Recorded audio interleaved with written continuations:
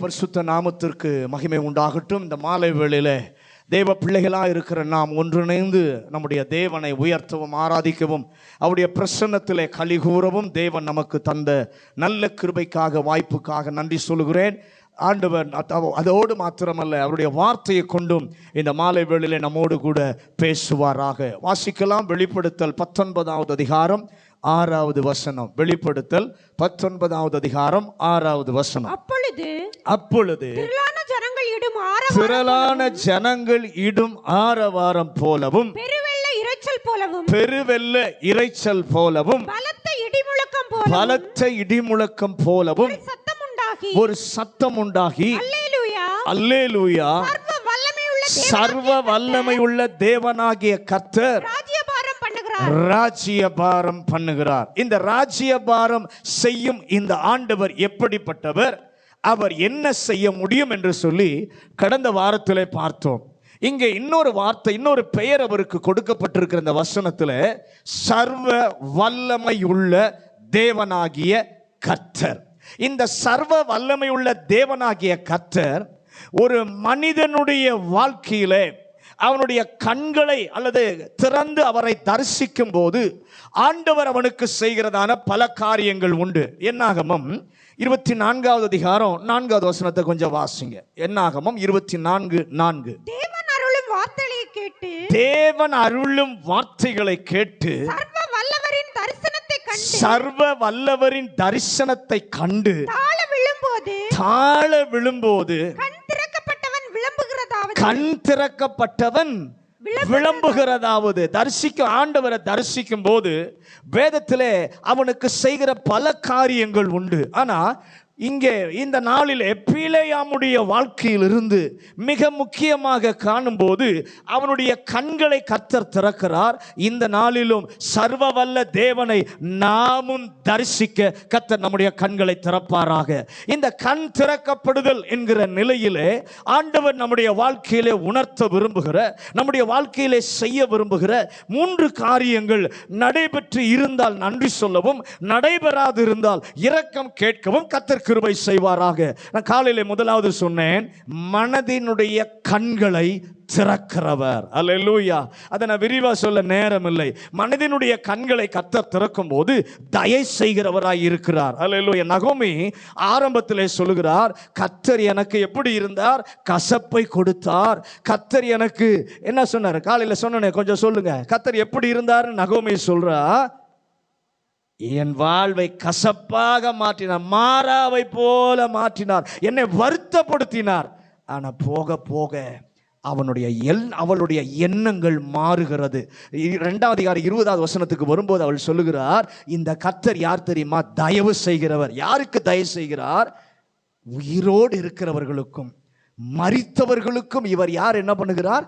தயை செய்கிறார் என்று சொல்லி பார்த்தோம். மனதின் கண்களை கர்த்தர் முதலாவது திறக்கிறார். 2வது சரீர கண்களை கர்த்தர் என்ன பண்ணுகிறார்? திறக்கிறார். இந்த பிலேயாமுடைய கண்களை கர்த்தர் திறக்கிறார். அவன் கழுதை மேலே ஏறி சவாரி போறான். சவாரி போகும் பொழுது தேவதூதன் எதிராய் நிற்கிறான். கர்த்தர் இவனுடைய சரீர கண்களை திறந்து தேவதூதனை கர்த்தர் பார்க்க வைக்கிறார். ஒரு ஆமென் சொல்லுங்களேன்.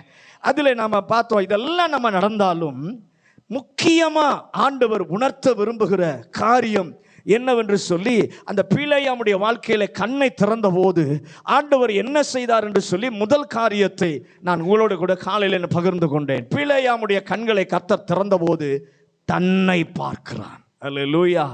பார்த்து சொல்கிறான், நான் பாவம் செய்தேன். அவன் பெரிய தீர்க்கதரிசி, ஆண்டவர் கொடுத்த பெரிய ஸ்லாக்கியம். தேவன் அவனோடு கூட பேசுவார் மற்றவருடைய காரியங்களை குறித்து, அதை குறித்து அவன் போய் பேசுவான். ஆனால் அவ்வளோ பெரிய ஆள் சொல்றான், நான் பாவம் செய்தேன். தாவீதுடைய வாழ்க்கையிலும் தாவீது ஒத்துக்கொள்கிறார், ஆண்டவரே நான் பாவம் செய்தேன். இந்த ஆடு மாடுகள் என்ன செய்யும், இந்த பிள்ளைகள் என்ன செய்வாங்க, நான் தான் என்ன பண்ணேன், பாவம் செய்தேன் என்று தன்னை பார்த்த பொழுது மன்னிப்பு கேட்க இரக்கம் அவர்களுக்கு வந்தது. இந்த மாலை வேளை 2வது, இந்த பிலேயாம் பார்த்த ஆண்டவர் கண்ணை திறந்த போது எதை பார்த்தான்? என்னாகமம் 23வது அதிகாரம் 9வது வசனத்தை வாசிங்க. என்னாகமம் 23:9. கன்மலை உச்சியிலிருந்து நான் அவனை கண்டு குன்றுகளிலிருந்து அவனை பார்க்கிறேன். அந்த ஜனங்கள் சாதிகளோட கலவாமல் தனியே வாசமாயிருப்பார்கள். முதலாவது பீலேயாமுடைய கண்களை திறந்த போது, ஆண்டவர் திறந்த போது தன்னை பார்க்கிறான். இப்ப பீலேயாமுடைய கண்களை திறந்த போது ஆண்டவர் அவன் எதை பார்க்கிறான் என்று சொன்னால், தேவ ஜனத்தினுடைய உண்மை நிலையை பார்க்கிறான். ஒரு ஆமென் சொல்லுங்களேன். ஹல்லேலூயா. முதலாவது தன்னை பார்க்கிறான், தேவனை பார்க்கிறான். பீலேயாம் சர்வ வல்லவர் கண்களை திறந்த போது இரண்டாவது எதை பார்க்கிறான்? 9வது வசனம் சொல்லுகிறது.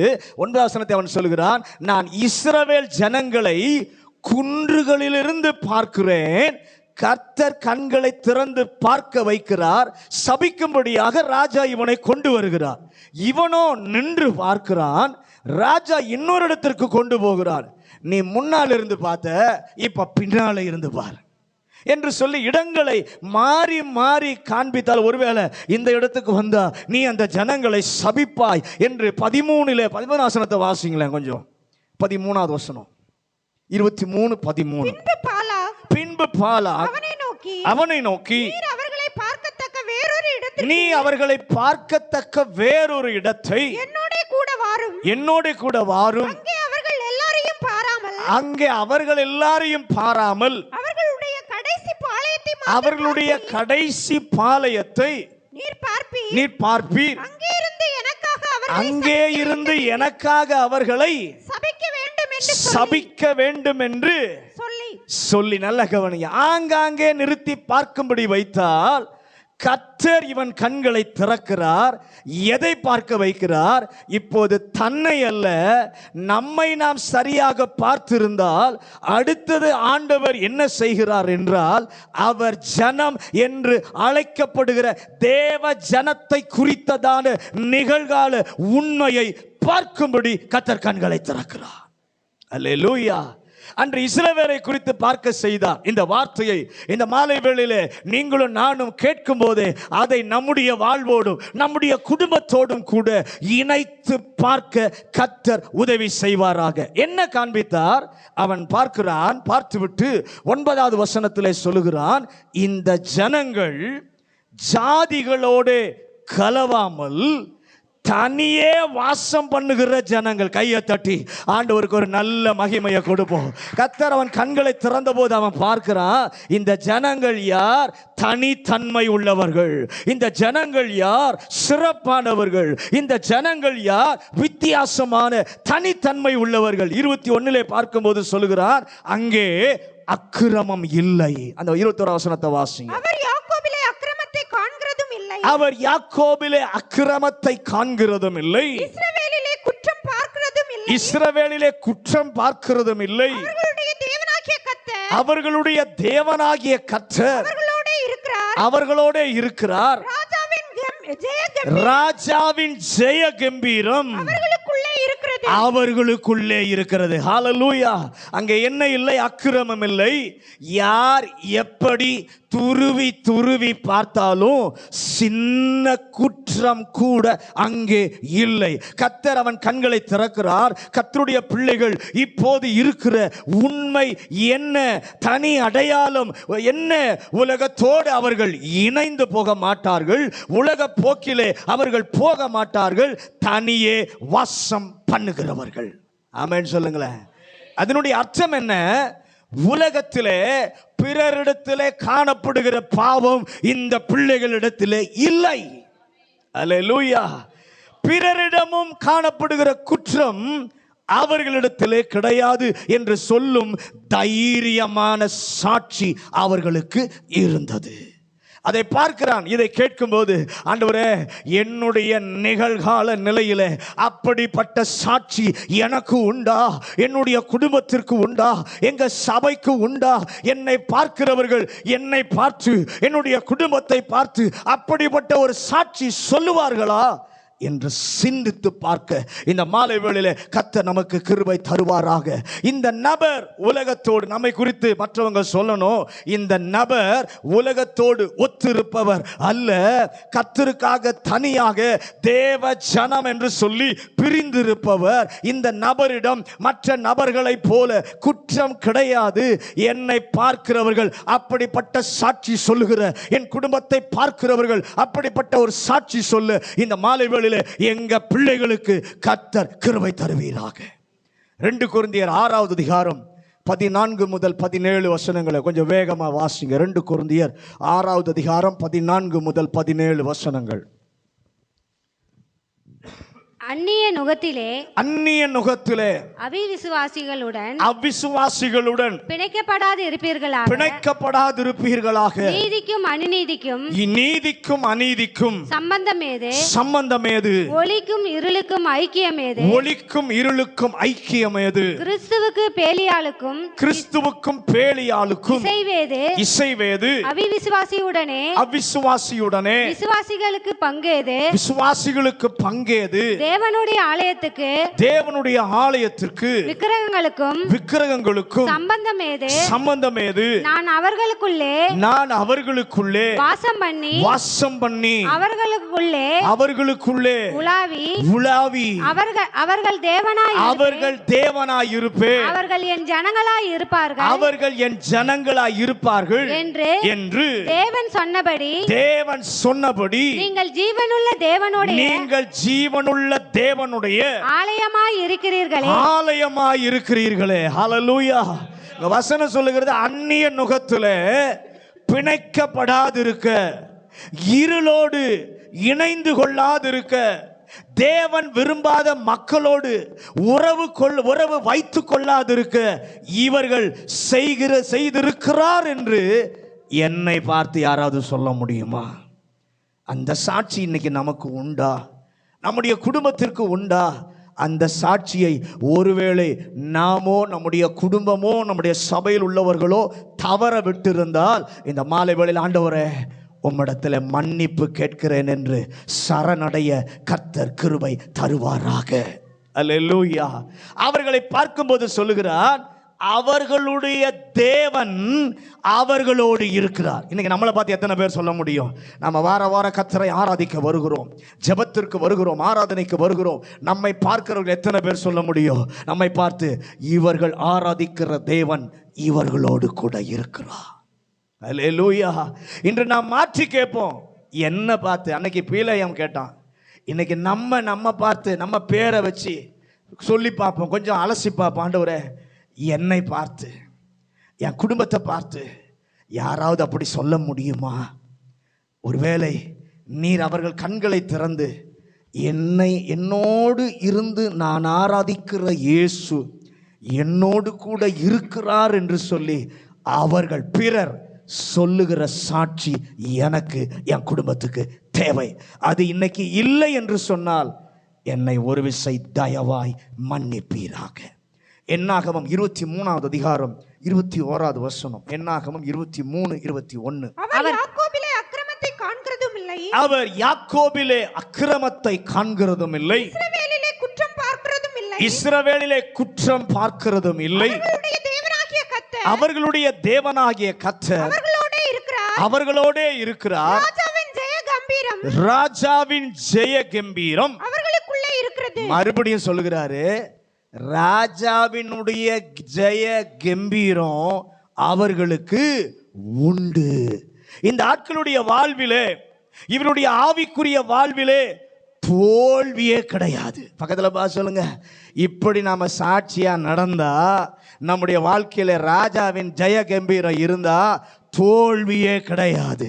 அவர்கள் எப்போதும் ஜெயமுள்ளவர்கள் என்கிற சாட்சி எனக்கு உண்டு என்று சொல்லி மற்றவர்கள் சொல்லணும். நான் சொல்லுவது பெரியல்ல. ஆண்டவரே, ஒருவேளை எனக்கோ என்னுடைய குடும்பத்திற்கோ அந்த சாட்சி இல்லாதிருந்தால் இந்த மாலை வேளையிலே மன்னியும். அந்த சாட்சியை உடையவனாக, அந்த சாட்சியை உடைய குடும்பமாக மாற கர்த்தர் கிருபை தாரும். ஒன்று சொல்கிறேன், மனம் உடைந்து நாம் கேட்டால் அதே நேரத்தில் மன்னிக்க ஆண்டவர் தயாராக இருக்கிறார். ஹல்லேலூயா. நம்மை கழுவி நம்மை சுத்திகரித்து ஒரு புதிய நிலைக்கு தயார்படுத்த இந்த சர்வ வல்லமை உள்ளவராலே ஆகும். அடுத்த வசனத்தில் சொல்லுகிறான் 23-22 அவர்களுக்கு ஒரு பலன் உண்டு. அந்த பலன் என்ன தெரியுமா? காண்டாமிருகத்திற்கு ஒத்த பலன். கர்த்தருடைய ஜனத்தை பார்த்து ஒவ்வொன்றா சொல்லுகிறான் பாருங்க. ஒன்று, அவங்கள்ட்ட ஜெய கம்பீரம் இருக்கும், சாட்சி இருக்கும். ரெண்டாவது, இங்க அடுத்த காரியம் சொல்றான், அவங்களுக்கு என்ன பலன்? காண்டாமிருகத்திற்கு ஒத்த. அப்படின்னா என்ன அர்த்தம்னா வலுவான பலன். வலுவான பலன். அந்த வலுவான பலன் ஆற்றலை குறிக்கிறது, சக்தியை குறிக்கிறது. அவன் சொல்லுகிறான், நீர் என் கண்களை மட்டுமல்ல மற்றவர்கள் கண்களையும் திறப்பீர், எனக்குள்ளே இருக்கிற தேவ பலனை அவர்களை கர்த்தர் பார்க்க வைப்பீர். ராஜாவா இருக்கிறான் தாவீது. 2 சாமுவேல் 3:38 2 சாமுவேல் 3:38 38 இல்லையா? 3:38. ராஜா தன் ஊழியக்காரரை நோக்கி, இன்றைய தினம் இஸ்ரவேலின் பிரபுவும் பெரிய மனுஷனுமாகிய, நல்ல கவனிங்க, வெளியே பார்க்க கிரீடம் செங்கோல் இருக்கிறது, சிம்மாசனத்தில் உட்கார்ந்து இருக்கிறான். ஆனால் தாவீது தன்னை பார்க்கும்போது சொல்லுகிறான், வெளி தோற்றத்திற்கு நான் அபிஷேகம் பண்ணப்பட்டவன் தான், ஆனால் என் கீழ் இருப்பதை கட்டுப்படுத்த முடியாமல் நான் பலவீனனாக இருக்கிறேன் என்று புலம்பினது போல ஒரு வேளை உங்களுடைய வாழ்க்கையிலும் தேவ பலனை இழந்திருந்தால், சிம்சோனை போல தேவ பலன் இருப்பதாக நினைத்து இருந்தால், அல்லது ஓசியாவின் புஸ்தகம் 7வது அதிகாரம் 9வது வசனத்தை வாசிங்க. ஓசியாவின் புஸ்தகம் 7வது அதிகாரம் 9வது வசனம்.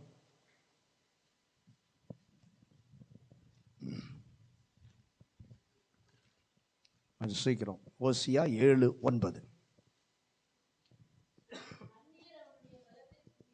அந்நியர் அவனுடைய பலத்தை தின்கிறார்கள், அவனோ அதை அறியான்.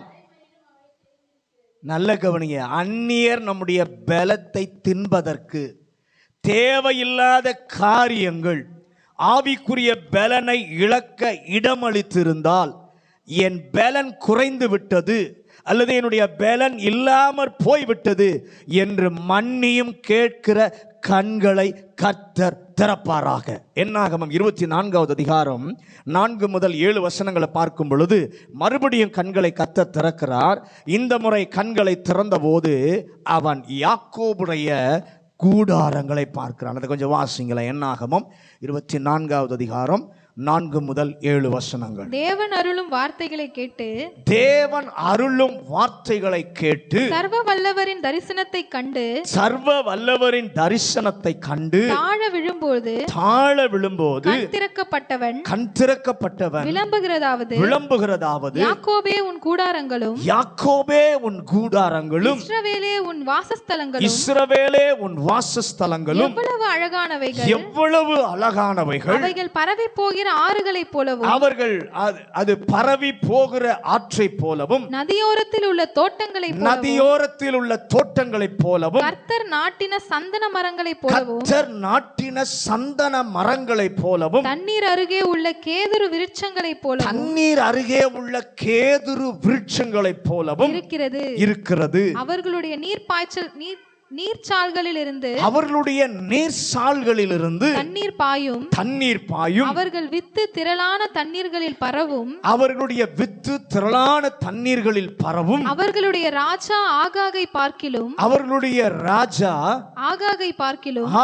பார்க்கிலும் தேர்வான். அவன் ராஜ்யம் மேன்மையடையும். நல்ல கவனிங்க. எந்த முறை கண்களை திறந்த போது யாக்கோபினுடைய கூடாரங்களை பார்க்கிறான், அவர்களுடைய வீடுகளை பார்க்கிறான். பார்க்கும்போது சொல்லுகிறான், எவ்வளவு அழகா இருக்கிறது, எவ்வளவு அருமையா இருக்கிறது. அவைகள் கேதுரு மரம் போல் இருக்கிறது, சந்தன மரம் போல வாசனை மிக்கது. கேதுருவை போல தலைகுனி அல்ல, தலை நிமிர்ந்து நிற்கிற ஒரு வீடாக இருக்கிறது என்று சொன்னானே, சர்வ வல்லவர் இன்று நம்முடைய கண்களை திறப்பாராக. அவர் திறக்கும் போது நாமே நம்முடைய வீடுகளை பார்க்க கர்த்தர் உதவி செய்வாராக. என் குடும்பம், என்னுடைய வீடு எப்படி இருந்தது? உமக்கு முன்பாக அழகாய் இருந்ததா? நீர் பாராட்டும் விதத்தில் ஒன்றாய் இருந்ததா? இல்லாவிட்டால் வேதனை, வருத்தம் நிறைந்த ஒன்றாய் இருந்ததா என்பதை பார்க்க கர்த்தர் நம்முடைய கண்களை இந்த மாலை வேளையில திறக்கட்டும். 101வது சங்கீதம் 2வது வசனம், 6வது வசனம், 7வது வசனம். 101வது சங்கீதம் 2வது வசனம், 6வது வசனம், 7வது வசனம். உத்தமமான வழியிலே விவேகமாய் நடப்பேன். உத்தமமான வழியிலே விவேகமாய் நடப்பேன். அப்பொழுது என்னிடத்தில் வருவீர். அப்பொழுது என்னிடத்தில் வருவீர். என் வீட்டில் உத்தம இருதயத்தோடு நடந்து கொள்ளுவேன். என் வீட்டிலே உத்தம இருதயத்தோடு நடந்து கொள்ளுவேன். தேசத்தில் உண்மையானவர்கள், தேசத்தில் உண்மையானவர்கள் என்னோடே வாசம் பண்ணும்படி, என்னோடே வாசம் பண்ணும்படி என் கண்கள் அவர்கள் மேல் நோக்கமாயிருக்கும். உத்தமமான வழியில் நடக்கிறவன் என்னை சேவிப்பான். கர்த்தர் தாவீதின் கண்களை திறந்த போது தாவீது தன் வீட்டை பார்க்கிறான். வீட்டை பார்த்து சொல்லுகிறான், என் வீட்டிலே நான் உத்தம இருதயத்தோடு நடந்து கொள்வேன். அப்போ அந்த வீட்டில் என்ன இருந்துச்சு? அழுகை இருந்தது, சண்டை இருந்தது, கர்த்தர் விரும்பாத பிரச்சனை எல்லாம் இருந்தது. ஆனால் கர்த்தரிடம் பொருத்தனை பண்ணுகிறான், இனி அப்படி அல்ல, என்னுடைய வீட்டிலே உத்தமத்திலே நான் என்ன பண்ணுவேன்? நடப்பேன். என் வீட்டில் உண்மையானவர்கள் தான் என்னோடு கூட உம்மை என்ன பண்ணுவார்கள்? சேவிப்பார்கள். பொய் பித்தலாட்டம் பண்ணுகிற வாழ்வு எனக்கு என்ன பண்ணா வேண்டவே வேண்டாம். எங்கள் வீட்டில் உள்ள எல்லாருக்கும் உண்மை இருக்க செய்வீர். அந்த மாலையில் நாமும் கேட்போம், தாவீதை போல, ஆண்டவரே என் வீட்டில் உத்தம இருதயத்தோடு நாங்கள் நடந்து கொள்ளணும். என் வீட்டில் உள்ளவர்கள் உண்மையாக இருக்கணும். ஆண்டவரே, பொய் சொல்லுகிற நிலைமை எங்களுக்கு வேண்டாம். நீர் விரும்பாத எதுவும் எனக்குள்ளேயோ என் வீட்டுக்குள்ளேயே வேண்டாம். 7வது வசனத்தில் சொல்லும் போது சொல்லுகிறான், கபடு செய்கிறவன் என் வீட்டுக்குள்ளே நிலை நிற்பதில்லை. பொய் சொல்லுகிறவன் என் கண் முன்னே நிற்பதில்லை. நானும் பொய் சொல்வதில்லை. கபடிற்கு, மாய்மாலத்திற்கு, இரட்டை வாழ்வுக்கு எங்களை விலக்கி காப்பீராக. வீட்டை பார்க்க கண்களை திறப்பார், நம்மை பார்க்க கண்களை திறப்பார், கர்த்தருடைய வீட்டின் ஜனங்களை பார்க்க கண்களை திறப்பார், நிகழ்காலத்தை பார்க்க கண்களை திறப்பார். இஸ்ரவேலருக்கு இருக்கிற ஒரு ஸ்லாக்கியத்தை பார்க்க கண்களை திறந்தார். என்னாகமம் 23:23 வாசிங்க. யாக்கோபுக்கு விரோதமாக மந்திரவாதம் இல்லை. யாக்கோபுக்கு விரோதமாக மந்திரவாதம் இல்லை. இஸ்ரவேலுக்கு விரோதமான குறி சொல்லுதலும், இஸ்ரவேலுக்கு விரோதமான குறி சொல்லுதலும் இல்லை. தேவன் என்ன செய்தார் என்று கொஞ்சம் காலத்திலே யாக்கோபையும் இஸ்ரவேலையும் குறித்து சொல்லப்படும். நல்ல கவனிங்க. அவர்களுக்கு விரோதமாக மந்திரவாதம் இல்லை, அவர்களுக்கு விரோதமாக குறி சொல்லுதல் இல்லை. என்னாகமம் 24:10 வாசிக்கும் பொழுது, அவர்கள் யாரை ஆசீர்வதிக்கிறார்களோ அவர்களை நான் ஆசீர்வதிப்பேன், அவர்கள் யாரை சபிக்கிறார்களோ அவர்களை நான் என்ன பண்ணுவேன்? சபிப்பேன். கர்த்தர் அவர்களுக்கு கொடுத்த ஸ்லாக்கியம் என்ன தெரியுமா? ஆபிரகாமுக்கு கொடுத்த ஸ்லாக்கியத்தை கர்த்தர் கொடுத்தார். புதிய ஏற்பாட்டிலே சீஷர்களுக்கு சொன்னார், நீங்கள் ஒரு வீட்டுக்கு போனால் அந்த வீட்டை ஆசீர்வதியுங்கள், தகுதியாய் இருந்தால் இருக்கும் என்று மத்தேயு 10 நாம் வாசிக்கிறோம். சொன்னாரே, பழைய ஏற்பாட்டிலே ஆபிரகாமுக்கும் புதிய ஏற்பாட்டிலே இயேசு சீஷருக்கும் கொடுத்த அதே அதிகாரத்தை அவருடைய பிள்ளைகளாய் இருக்கிற நமக்கும் கர்த்தர் கொடுத்திருக்கிறார். ஹல்லேலூயா, ஹல்லேலூயா. அதையும் அவன் பார்க்கிறான். நம்மிடம் உள்ள குறைகளை மட்டுமல்ல, நாம் செய்ய தவறின காரியங்களை மட்டுமல்ல, நம்முடைய வீட்டின் சீர்கேடான நிலைமைகளை மட்டுமல்ல, சர்வ வல்லவர் நம்முடைய கண்களை திறந்து கர்த்தருடைய பிள்ளைக்கு என்ன ஸ்லாக்கியத்தை கர்த்தர் வைத்திருக்கிறார் என்பதையும் பார்த்து அவருக்கு நன்றி சொல்ல இந்த மாலை வேளையிலே கர்த்தர் நமக்கும் கிருபை கொடுப்பாராக. என்னை ஒதுக்காமல் என்னை உயர்த்தி ஆபிரகாமை போல உம்முடைய சீஷர்களைப் போல அதே நிலையிலே பயன்படுத்த எங்களை குறித்தும் சித்தமுள்ளவராய் இருக்கிறீர். எங்களை குறித்தும் நோக்கமுள்ளவராய் நீர் இருக்கிறதற்காக உமக்கு நன்றி ஆண்டவரே. எந்த மந்திரவாதமும் குறுக்கே வராதபடி தடுக்க பொறுப்புள்ளவராய் நீர் இருப்பதற்காக நாங்கள் இந்த மாலை வேளையில உமக்கு நாங்கள் நன்றி சொல்லுகிறோம். அந்த ஸ்லாக்கியத்தை நன்றி என்று வெறும் மன்னிப்பை மட்டுமல்ல, கர்த்தருக்கு ஸ்தோத்திரம் செலுத்தி கர்த்தரை துதிக்க ஆரம்பியுங்கள். அவர்களுக்கு இன்னும் ராஜாவே வரவில்லை இஸ்ரவேலுக்கு, ஆனால் கர்த்தர் சொல்லுகிறார் அவர்களுடைய ராஜா. என்னாகும் 24:7 மற்ற எல்லா ராஜாக்களை விட மேன்மையாக இருப்பான்.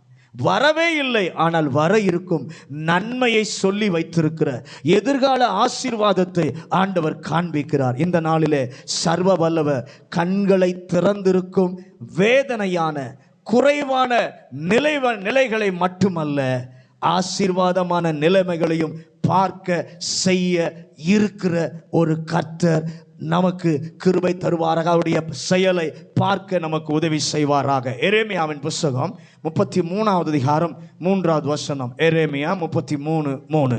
என்னை நோக்கி கூப்பிடு, என்னை நோக்கி கூப்பிடு, அப்பொழுது நான் உனக்கு உத்தரவு கொடுத்து நீ அறியாததும் உனக்கு எட்டாததுமான பெரிய காரியங்களை உனக்கு அறிவிப்பேன். எரேமியா கேட்கிறான், கர்த்தர் சொல்லுகிறார், நீ அறியாததும் உனக்கு எட்டாததுமான பெரிய காரியத்தை உனக்கு நான் சொல்லுவேன்.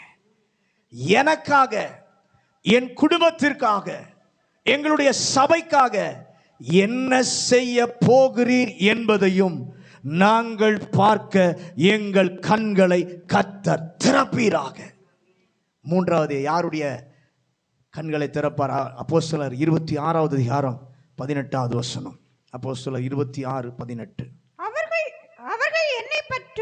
அவர்கள் என்னை பற்றும் விசுவாசத்தினாலே பாவ மன்னிப்பையும் பரிசுத்தமாக்கப்பட்டவர்களுக்குரிய சுதந்திரத்தை பெற்றுக்கொள்ளும்படியாக அவர்கள் இருளை விட்டு ஒளியினிடத்திற்கும் சாத்தானுடைய அதிகாரத்தை விட்டு தேவனிடத்திற்கும் திரும்பும்படிக்கு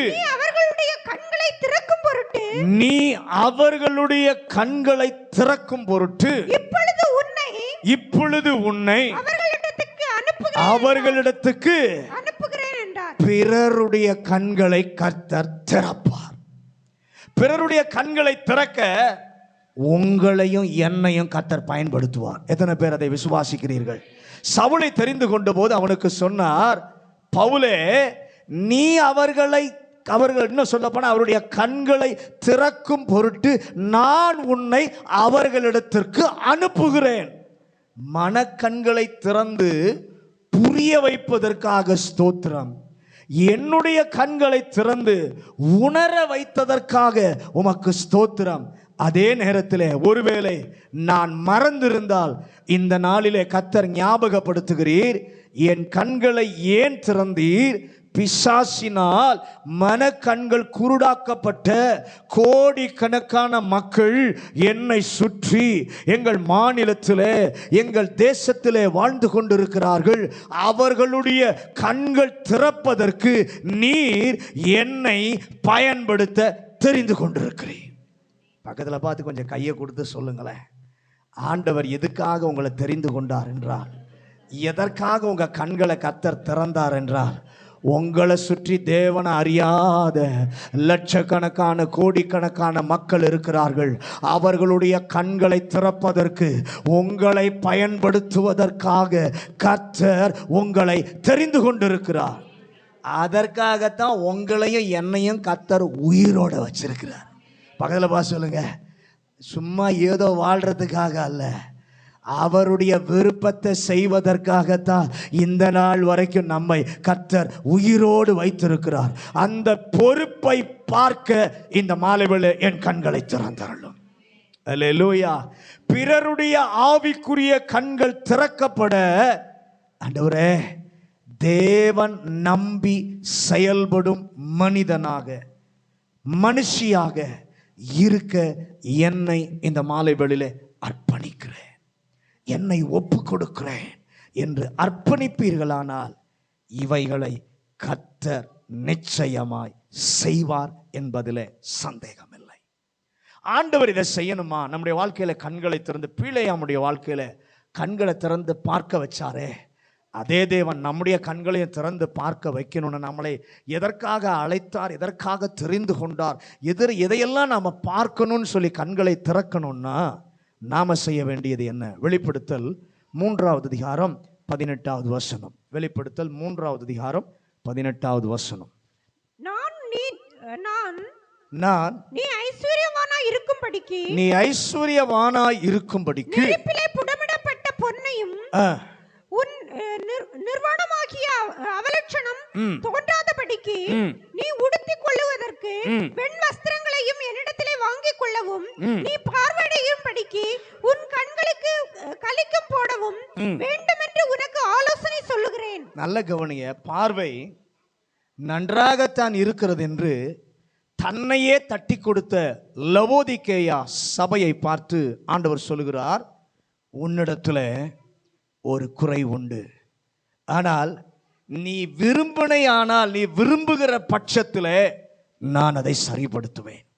இந்த மாலைவேளை கர்த்தர் நம்மை பார்த்து சொல்கிறார், பார்வை உனக்கு நன்றாக இருக்கிறது என்று, எல்லாம் நான் நன்றாக செய்கிறேன் என்று உன்னை நீயே மார்த்தட்டி கொடுத்து இருக்கிற கர்த்தருடைய பிள்ளையே, உன்னிடத்திலே ஒரு குறை இருக்கு.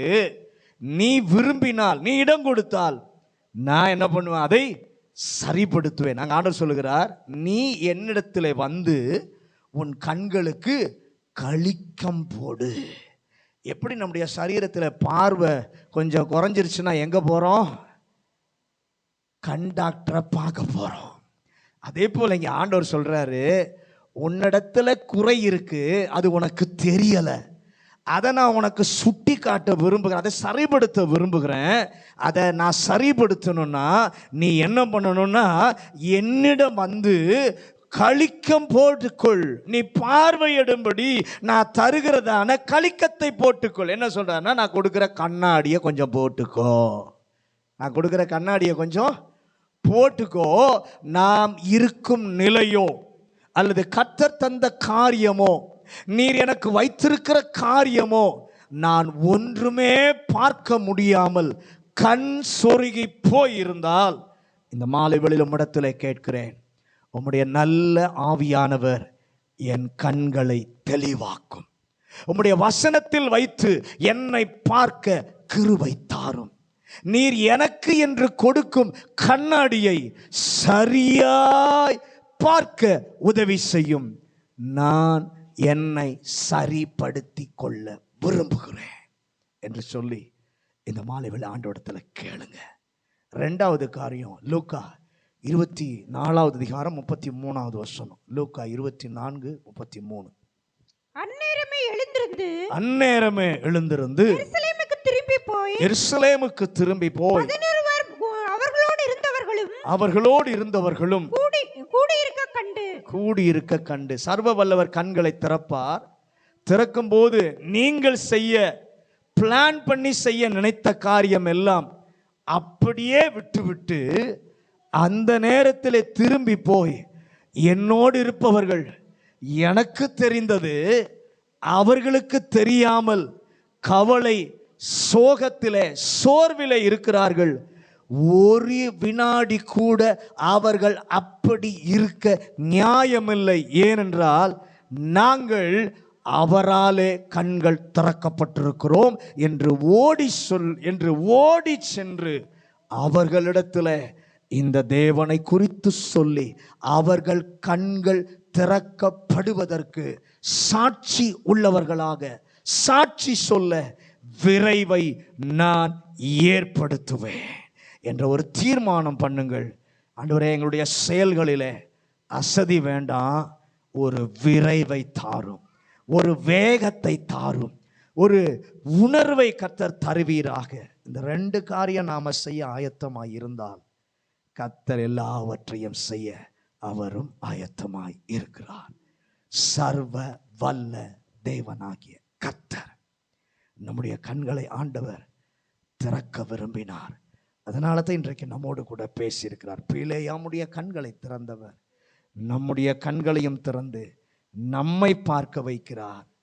தேவ ஜனத்தினுடைய நிலைமையை, நிகழ்கால சூழ்நிலையை பார்க்க வைக்கிறார். மூன்றாவது, பிறருடைய கண்களை திறப்பதற்கு நம்முடைய கண்களை கர்த்தர் திறக்கிறார். இந்த மூன்றையும் நம்முடைய வாழ்க்கையில கர்த்தர் செய்ய விரும்புகிறார். அவருக்கு ஒப்பு கொடுப்போம். எல்லாரும் முழங்காற்படியிட்டு, ஆண்டவரே, சர்வ வல்ல தேவனாகிய கர்த்தர் கண் திறக்கப்படுதல் என்கிற நிலைமையில இன்றைக்கு எங்களோடு கூட பேசின உம்முடைய வார்த்தைக்காக ஸ்தோத்திரம். முதலாவது, மனதின் கண்களை கர்த்தர் திறக்கிறீர். இரண்டாவது, சரீர கண்களை கர்த்தர் திறக்கிறீர். அது மாத்திரமல்ல, பிலேயாமுடைய வாழ்க்கையிலிருந்து ஆண்டவர் பிலேயாமுடைய கண்களை திறந்த போது பிலேயாம் எதை பார்த்தான் என்பதை குறித்தும் இன்றைக்கு எங்களோடு கூட பேசியிருக்கிறீர். பிலேயாம் உடைய கண்களை நீர் திறந்த போது பிலேயாம் தன்னை பார்த்து ஒப்புரவாகிறான், மன்னிப்பு கேட்கிறான். இன்றைக்கு எங்கள் கண்களை திறக்கும் போது நாங்கள் எங்களை பார்த்து எங்கள் தவறுகளை ஒத்துக்கொள்ள, மன்னிப்பை பெற்றுக்கொள்ள எங்களுக்கு ஒரு கிருபை தாரும். இரண்டாவது, தேவ ஜனத்தினுடைய நிலையை பார்க்கிறான். அவங்க எவ்வளவு வித்தியாசமா இருக்கிறாங்க, தேவனால எவ்வளவு சாட்சி பெற்றவங்களா இருக்காங்க. மீறுதல் அங்கே இல்லை. அது மாத்திரமல்ல, கூடாரத்தை பார்க்கிறான். கூடாரம் எவ்வளவு அழகா இருக்கிறது, அங்கே எவ்வளவு கர்த்தருக்கு பிரியமான காரியங்களை கர்த்தர் வைத்திருக்கிறார் என்பதை அவன் பார்க்கிறான். மூன்றாவது, பிறருடைய கண்களை திறப்பதற்கு நம்மை கர்த்தர் பயன்படுத்துவார். சவுலை தெரிந்து கொண்ட போது, பவுலாக மாற்றின பொழுது ஆண்டவர் சொல்கிறார், பவுலே, நீ அவர்கள் கண்களை திறக்கும் பொருட்டு நான் உன்னை அவர்களிடம் அனுப்புகிறேன். மனக்கண்களை திறப்பது நம்மை புரிய வைப்பதற்காக, சரீர கண்களை திறப்பது உணர வைப்பதற்காக. அதே நேரத்தில் நான் மறந்திருந்தால் இந்த மாலை வேளையில் எங்களுக்கு நீர் ஞாபகப்படுத்தீர். என் கண்களை ஏன் திறந்தீர்? பிசாசினால் மனக்கண்கள் குருடாக்கப்பட்ட கோடிக்கணக்கான மக்கள் வாழ்ந்து கொண்டிருக்கிறார்கள். அவர்களுடைய கண்கள் திறப்பதற்கு நீர் என்னை பயன்படுத்துவதற்காக தெரிந்து கொண்டிருக்கிறீர் என்ற நோக்கத்தை எனக்கு விளங்க பண்ணுவதற்காக. ஆண்டவரே, என்னுடைய வாழ்க்கையில இதை நான் அலசி ஆராய்ந்து பார்த்து என்னையும் சரிபடுத்தி கொள்ள, என் தவறை ஒத்துக்கொள்ள, மன்னிப்பை பெற்றுக்கொள்ள, பிறருடைய கண்கள் திறக்கப்படுவதற்கு நான் பயன்படுகிற ஒரு பாத்திரமாய் என்னை கர்த்தர் வைக்க நோக்கம் கொண்டதற்காய் ஸ்தோத்திரம். ஆண்டவரே, என்னிடத்தில் இருக்கிற குறைய நீ சுட்டி காட்ட விரும்புகிறீர், சரிபடுத்த விரும்புகிறீர். உம்முடைய வசனமாகிய கண்ணாடியை நான் அணிந்து கொள்ள எனக்கு கர்த்தர் கிருபை தாரும். உம்முடைய வசனத்தில் இருக்கிற காரியத்தை பார்க்க ஆண்டவரே, உம்முடைய கண்ணாடியை நான் அணிந்து கொள்ள ஆயத்தமாக இருக்கிறேன். இரண்டாவது, ஒரு வினாடி கூட நான் சும்மா இருக்க மாட்டேன், அசதியா இருக்க மாட்டேன். ஏன்னா நான் என்னுடைய கண் திறக்கப்பட்டிருக்கிறது. அநேகருடைய கண் திறக்கப்படாமல் ஆண்டவரே சோகத்தில் இருக்காங்க. ஒரு நிமிடம் கூட அவங்க இருக்கக்கூடாது. அவங்களுக்கு கண் திறக்கப்பட்ட என்னுடைய சாட்சியை நான் சொல்லுவேன். ஆண்டவரே, அந்த சாட்சியை விரைவாய் போய் சொல்லுவேன். ஒரு தீர்மானம் பண்ணுங்க, கர்த்தர் உங்களை பயன்படுத்துவார். பரலோக பிதாவே, இந்த நல்ல மாலை வேளைக்காக ஸ்தோத்திரம். இந்த நாளிலே சர்வ வல்லமையுள்ள தேவனாகிய கர்த்தர் கண் திறக்கப்படுதல் என்கிற நிலைமையில இருக்கிற காரியங்களை இன்றைக்கு எங்களுக்கு கர்த்தர் கற்றுக் கொடுத்ததற்காக உமக்கு ஸ்தோத்திரம். எங்களுடைய மனக்கண்களை திறக்கிறீர், எங்களுடைய சரீர கண்களை திறக்கிறீர். பிறர் ரட்சிக்கப்படுவதற்கு ஆண்டவரே, அவர்கள் கண்கள் திறக்கப்படுவதற்கு எங்களை பயன்படுத்த திட்டம் வைத்திருக்கிறவர், நோக்கம் வைத்திருக்கிறவர். அதை பார்க்க எங்கள் கண்கள் இந்த நாளிலே திறக்கப்பட்டதற்காக உமக்கு நன்றி ஆண்டவரே. வந்த ஒவ்வொருவரையும் வசனத்தால் இடைகட்டும். இந்த வசனம் இந்த வாரம் முழுவதும் பேசட்டும். இயேசுவின் அதிகாரமுள்ள நாமத்தில் ஜெபிக்கிறேன் நல்ல பிதாவே.